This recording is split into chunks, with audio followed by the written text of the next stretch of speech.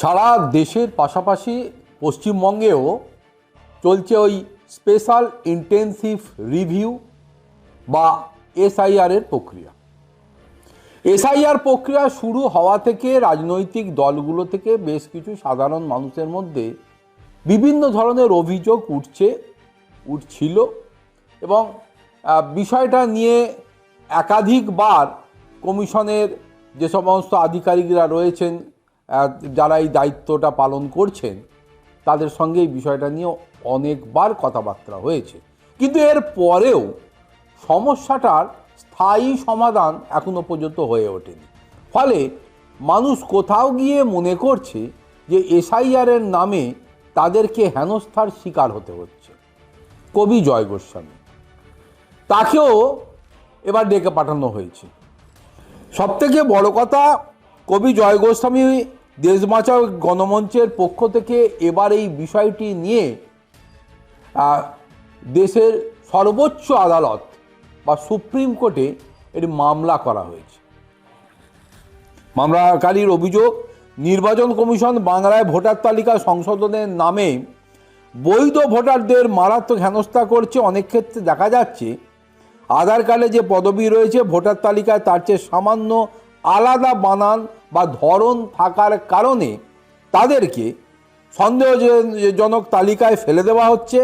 আইনজীবীর যুক্তি, কমিশন মানতে নারাজ যে এই যে যেমন ধরুন আমরা ব্যানার্জি বন্দ্যোপাধ্যায় অনেকে লিখি, মুখার্জি মুখোপাধ্যায় লিখি, গাঙ্গুলি গঙ্গোপাধ্যায় লিখি, এই জাতীয় বিষয়গুলোকে দেখার ফলে সেখানে সেই সমস্ত বিষয়গুলোকে তারা সন্দেহের তালিকাভুক্ত করে তাদেরকে আবার ডেকে পাঠানো হচ্ছে এবং বিষয়টা কোনোভাবেই যে গ্রহণযোগ্য নয়।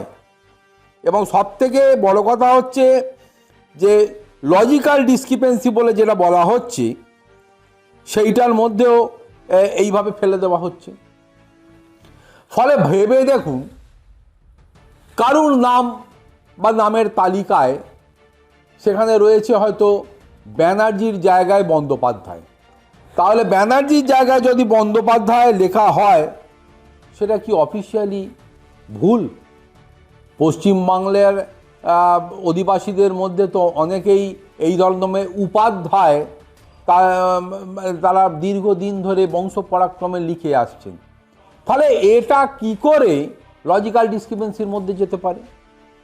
এটা কিভাবে অবৈধ তালিকাভুক্ত হয়ে তাদেরকে আবার হিয়ারিংয়ে ডাকা হতে পারে বা তাদেরকে এই যুক্তি দেখিয়ে নাম বাদ দেওয়ার সম্ভাবনার মধ্যে ঠেলে দেওয়া যেতে পারে? আমরা জানি যে যারা কলকাতা ইউনিভার্সিটি থেকে বিগত দিনে গ্র্যাজুয়েশন বা মাস্টার ডিগ্রি করেছে, তারা যদি কেউ বন্দ্যোপাধ্যায় বা ব্যানার্জি নামেতে লিখেছে তাহলে তাদের এই যে শংসাপত্র দেওয়া হয়েছে বা দেওয়া হয় বা হতো সেখানে বন্দ্যোপাধ্যায় লেখা হতো। কারুর কেউ যদি মুখার্জি টাইটেল হয় সেখানে শংসাপত্রে মুখোপাধ্যায় লেখা হতো। তাহলে এগুলো কি ভুল?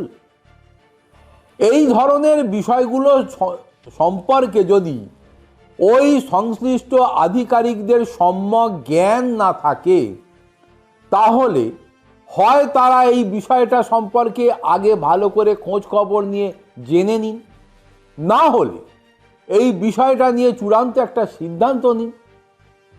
তা না করে একের পর এক মানুষকে ডেকে পাঠানো হবে আর ওই লজিক্যাল ডিসক্রিপেন্সির মধ্যে ফেলে এসআইআরে হিয়ারিংয়ে ডাকা থেকে শুরু করে বিভিন্ন বিষয় নিয়ে তাদেরকে এই যে ঘোঁট পাকানো, এটা তো মানুষের কাছে একটা অবশ্যই হ্যারাসমেন্ট।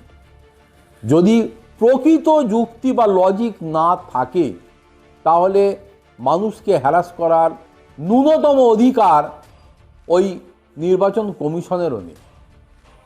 ফলে আবেদনটি গ্রহণ করেছে দেশের শীর্ষ আদালত। ইতিমধ্যেই বিষয়টিকে সেনসিটিভ বলে আখ্যা দিয়েছেন এবং অতি দ্রুত এর শুনানি স্থির করা হয়েছে এবং যেটা জানা গেছে আগামী সোমবার এই মামলার পরবর্তী শুনানির দিন ধার্য করেছে সুপ্রিম কোর্ট। এবং কবি জয় গোস্বামী এই ভোটাধিকার হারানোর যে আশঙ্কা করছেন, আপাতত দেশের শীর্ষ আদালত যেভাবে যে প্রক্রিয়ায় যে মন্তব্য করে ওই আবেদনটি বা মামলাটি গ্রহণ করেছে, তাতে এটা স্পষ্ট যে এই বিষয় নিয়ে পজিটিভ চিন্তাভাবনার পথেই যে হাঁটবে বা হাঁটতে চলেছে বা হাঁটা উচিত দেশের শীর্ষ আদালত, সেইটাই দিকেই এখন চেয়ে রয়েছে দেশের আপামর জনতা।